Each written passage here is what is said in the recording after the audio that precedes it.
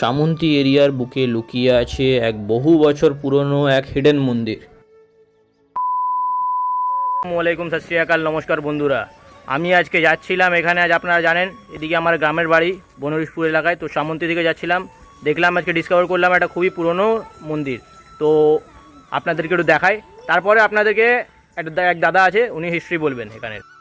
আজ ঘুরতে ঘুরতে নজরে পড়ল সুন্দর এই মন্দিরটি, আর অনেস্টলি সত্যি বলতে বোঝা যাচ্ছে যে মন্দিরটি বেশ পুরনো বন্ধুরা।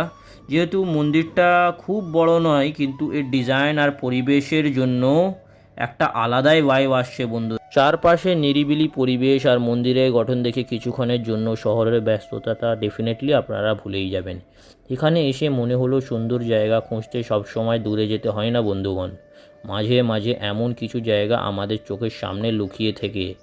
আপনাদের জায়গাটা কেমন লাগলো কমেন্টে অবশ্যই জানাবেন। পুরোপুরি মন্দিরের ভিউটা পুরোপুরি দেখালাম।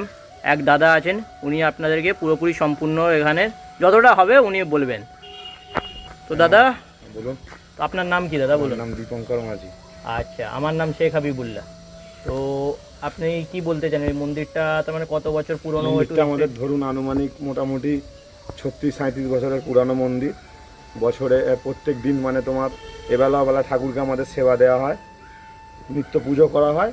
প্লাস প্রত্যেক বছর অমাবস্যার দিন, অঘ্রাণ মাসে অমাবস্যার দিন যথাযথভাবে পুজো হয়, অনুষ্ঠান হয়, বাল্যভোজন হয়, খাওয়া দাওয়া হয়।